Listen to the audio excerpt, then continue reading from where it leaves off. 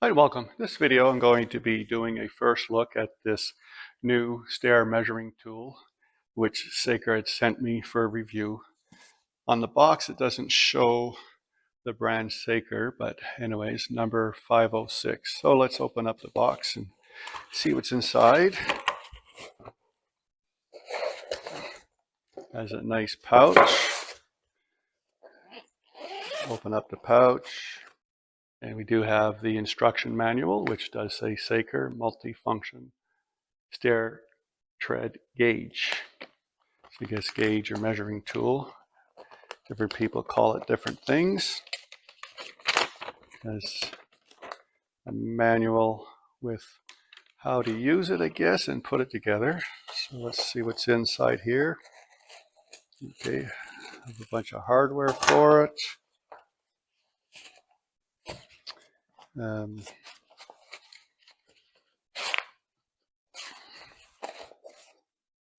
Here's two rails.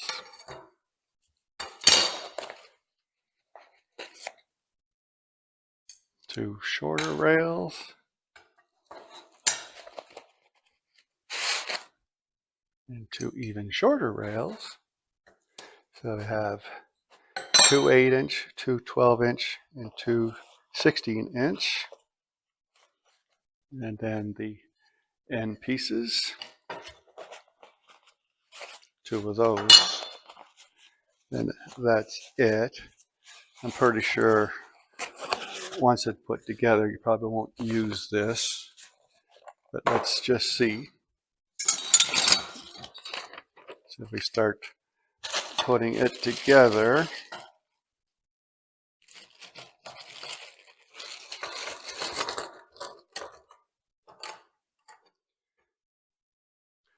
not sure which one to start with, but I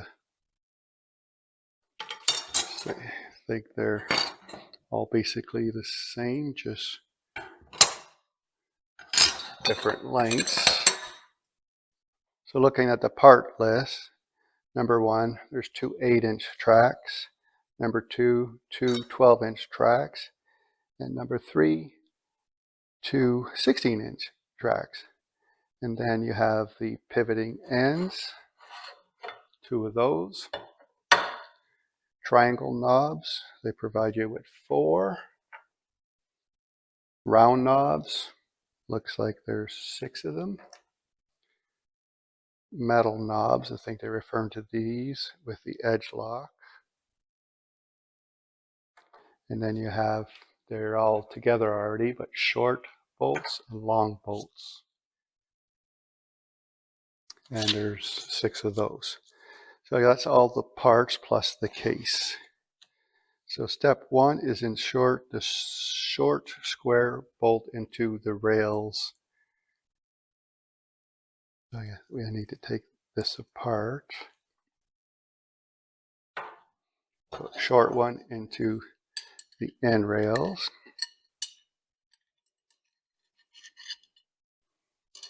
So that would be 1. Do the same for the second one.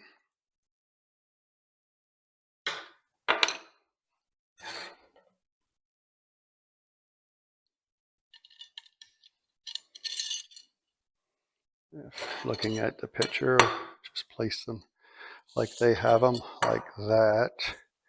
And then you could start by installing the rails. So I think I'll start with the short one, just because I do have somewhere with a short width that's only 24 that I want to show in the video. So let's put the 8-inch there.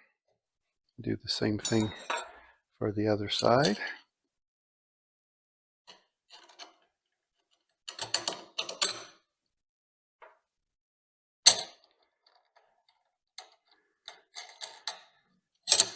So then, yeah, so at this point, I guess we could have about a maximum of 15, and could go maybe as small as 10 or so. I think that's probably too short. So I'm going to put I guess I could leave that in, and then we add a 12-inch in there. So for that, take the longer bolt and pass it through.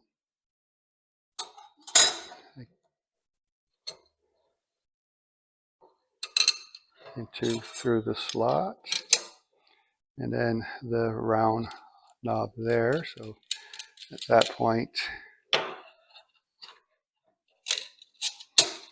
we can go like that and do the same thing for the other one.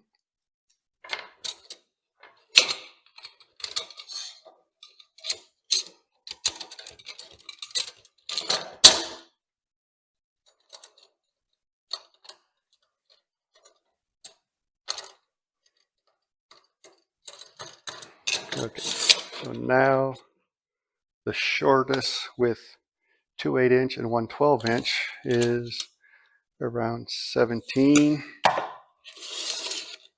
and it can go to 23. So I think that's not quite long enough for what I want to try first, but gives you an idea of what you do with those three.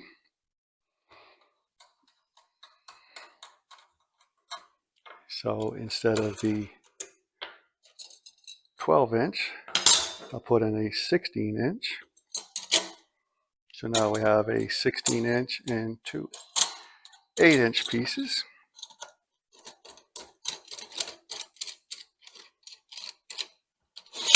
Now I can, with this configuration, can go from 19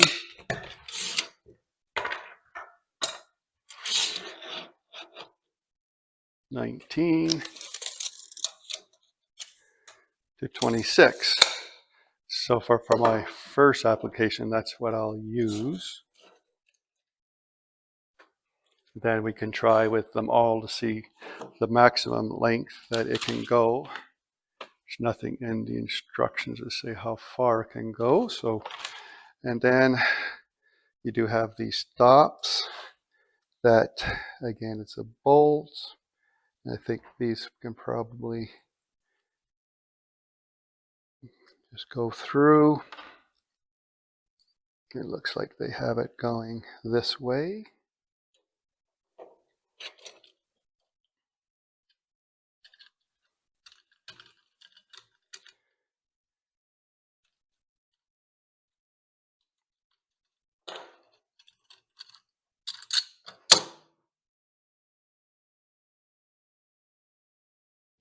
It's not 100% clear where they should go, but I think just go anywhere over here. So put it in the slot, put the stop on.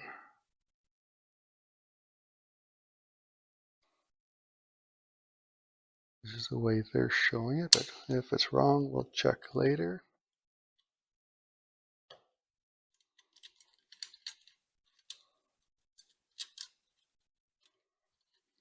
Okay, and then we can do one at the other end. Same thing, remove that and put in a bolt through it. And then the stop. Make sure it's the same way as the other one. Everything goes together really nice. You see that everything's made out of nice type of alloy aluminum, so everything's nice and sturdy, except of course for the knobs, they are plastic. So let's go see about using this for the first time. We only have a single story home in our home, so we do have an RV which has a couple of steps. So let's just go see if I wanted to put wood steps in the RV, how this would work. Here's an example of a step in our RV. This could apply to any step, but let's start with this example. So with the stair measuring tool, just bring it into your stairwell I'd have it pushed to the back. That's what's nice about this one, that you can put it right to the edge in the back. Adjust the width for the inside measurement. These can go into the perfect angle of the step on both sides. And then once you have the perfect angle, everything to the back, start tightening, in this case 4 knobs. And then once you're happy with it all, lift it out. Then you can bring it to your bench. So now when you're here at your place that you want to cut the step, let's just say this was a piece of flooring or just a piece of wood if you're doing wooden steps. What's nice, it has these little stop features that you can put down, put it at the edge of the piece of wood that you wanted to add, and then everything's set. Push it nice and tight, mark your piece that you want to cut, and then you can remove this and make the cuts. So if things weren't perfectly square, with these pieces that can be angled to anything, you should get a tread that will fit nicely.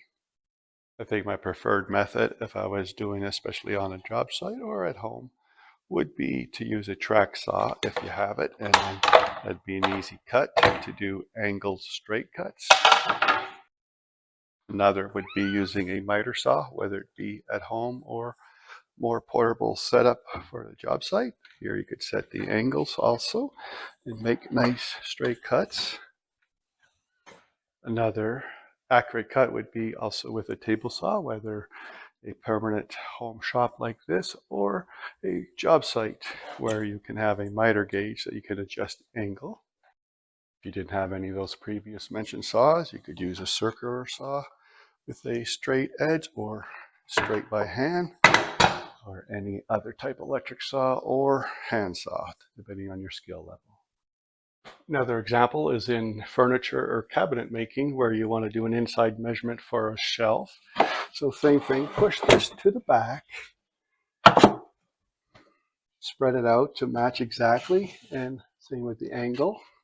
If you have it all set the way you want, tighten the knobs. In this case, I'm actually using 1, 2, 3, 4 of the pieces. Now with everything tightened, I'm going to remove this and bring it to cut the shelf. Recently, I did a small reno in this bathroom where I put this nickel gap siding on the wall, and I could have used this tool for sure, but again, just for inside measurements, could have put that like this, align everything up to the wall, and I know my walls were definitely, they were not square, so you could set that up, and the same on this side to get the perfect angle for a piece. And if you like align it perfectly like this and use this as the top of a piece so that it would be perfect, you could actually use the measurements here if you wanted to know where it is. But anyways, so you have the perfect angle on the wall. This is matching the level of the piece before it, and you just take this off the wall after tightening it and going to measure the piece. That way could have got some pretty tight pieces, but I probably still would have done this quarter molding because I think it looks good.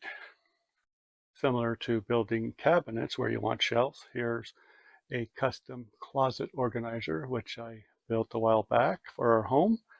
You can see didn't do a perfect job on these because they were not completely square, but with that tool could have put it in here and made these shelves a little bit tighter.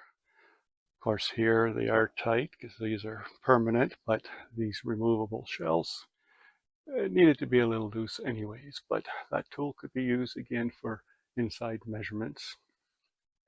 Another example could be countertops. In this case, just making this cut straight, but say this was a wall countertop between walls, then you could do it both sides. But in this case, one side you'd want square, of course, but if this wall wasn't square, then you have the opportunity to get the correct angle and just adjust everything to what it should be.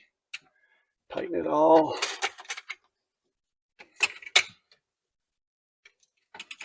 And then take this part to your counter and using the stops, put it on and measure and cut.